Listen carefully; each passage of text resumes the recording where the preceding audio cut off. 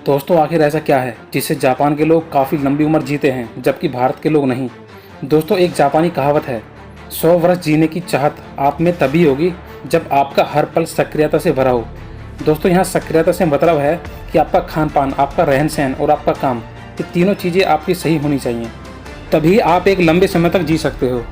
आमतौर पर 50-55 साल की उम्र में बुढ़े होने की समस्या शुरू होने लगती है, लेकिन 35 से 40 साल की उम्र में ही अब ये समस्याएं आम होने लग गई हैं, जैसे कि चेहरों पर झुर्रियाँ आना, बहुत जल्दी थक जाना, वजन उठाने में दिक्कत होना, बालों का झड़ना और बालों का समय से पहले सफ़ेद होना, आपके जोड़ों में दर्द, जल्दी भूलना, देर से समझना, कम सुनना जैसी बीमारियां होने लगे तो समझ जाइए कि आपका बुढ़ापा पहले ही आ गया है।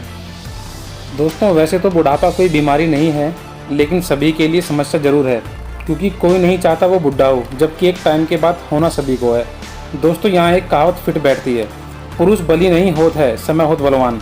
कोई भी व्यक्ति उतना महान या बलवान नहीं है जितना कि समय बलवान होता है।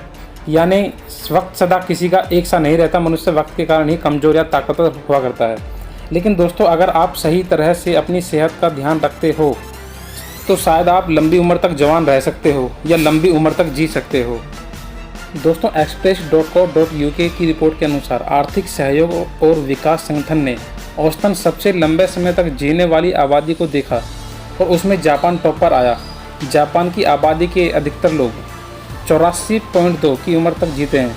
आइए जानते हैं आखिर क्या है इन देशों की लंबी उम्र का राज।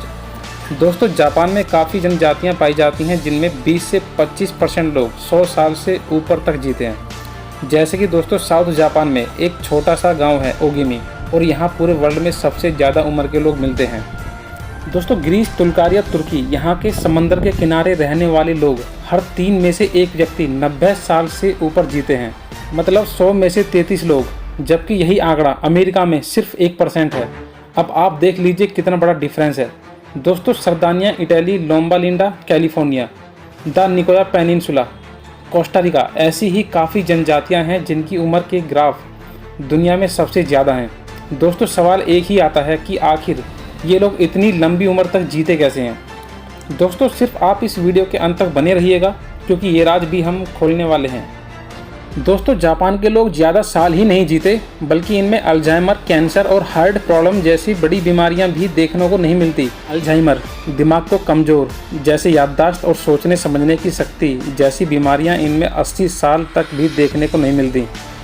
रियली में दोस्तों इन लोगों के जीवन जीने का तरीका इतना प्रभावी और आनंददायी होता है कि बाकी देश के लोग इसकी कल्पना भी नहीं कर सकते। दोस्तों ये सब है उनकी डेली दिनचर्या की वजह से और इनका खान पान और रहन सहन की वजह से। इन जनजातियों में अधिकतर लोग दिन में ज़्यादा से ज़्यादा कच्चा भोजन और कम मिर्च मसालों वाला भोजन ही खाते हैं। काफ़ी जातियाँ तो ऐसी हैं जिनमें नमक भारत के मुकाबले सिर्फ 40% ही यूज़ करते हैं।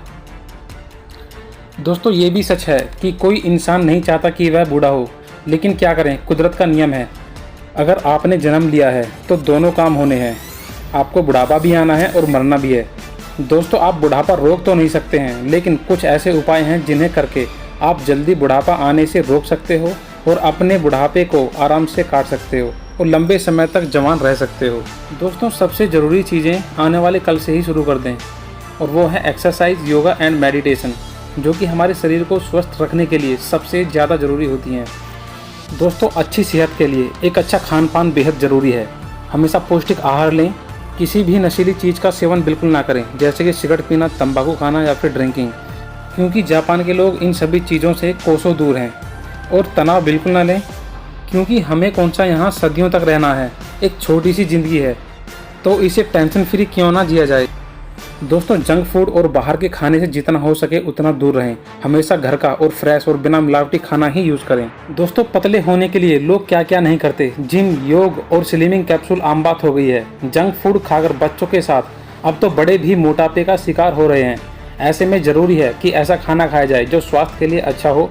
इसके लिए हम जापानी तरीके अपना सकते हैं। दोस्तों आइए अब जानते हैं अच्छी सेहत के लिए आखिर जापान के लोग खाते क्या हैं और करते क्या हैं।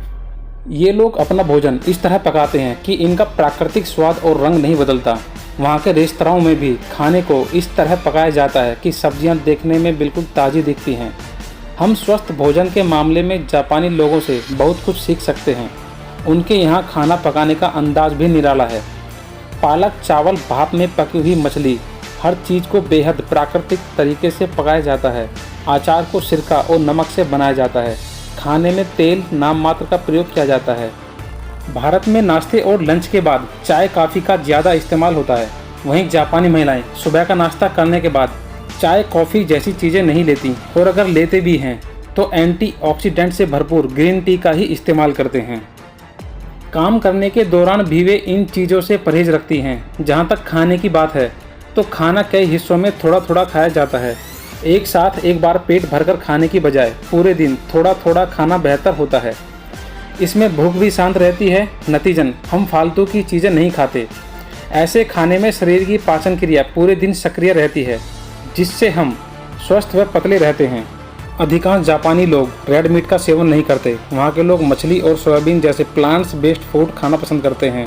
जापान के हर घर में जो खाना बनता है उसमें पानी की ज़्यादा मात्रा होती है, चाहे वह हरी सब्जियां हो, मछली हो या फिर नूडल्स, और यही इन्हें स्वस्थ रखने में मदद करता है। खाने में सूप और सब्जियां खाना पचाने में मदद करते हैं और पाचन क्रिया भी सही रहती है। पानी की अधिक मात्रा से खाना जल्दी पचता है, खाना भी हेल्दी रहता है, और यूँ भी पानी की ज़्यादा मात्रा हमें ओवर डाइटिंग से बचाती है। जहाँ तक डेयरी उत्पाद की बात है तो जापान में इसकी खपत काफ़ी कम है। ज़्यादा डेयरी उत्पाद वजन बढ़ाते हैं, मगर इसकी जगह वहाँ हरी सब्जियों और मछली का इस्तेमाल किया जाता है, जो उनके खाने में कैल्शियम की भरपाई कर देते हैं। ज़्यादातर देशों, यहाँ तक कि भारत में, खाने में अत्यधिक तेल का इस्तेमाल किया जाता है, मगर जापानी भोजन में तेल का इस्तेमाल बेहद कम मात्रा में किया जाता है, जिससे लोग मोटापे का शिकार होने से बचते हैं। खाने में अधिक तेल मोटापा और हृदय रोग संबंधी समस्याएं पैदा करता है।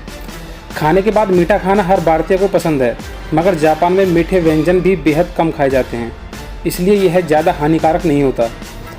वहाँ ज़्यादातर मीठे का बहुत ही कम मात्रा का पैकेट बनाया जाता है, जो फ़ायदेमंद होता है। इस तरह हम जान सकते हैं कि सुपाच्य और स्वास्थ्य भोजन का मतलब क्या है।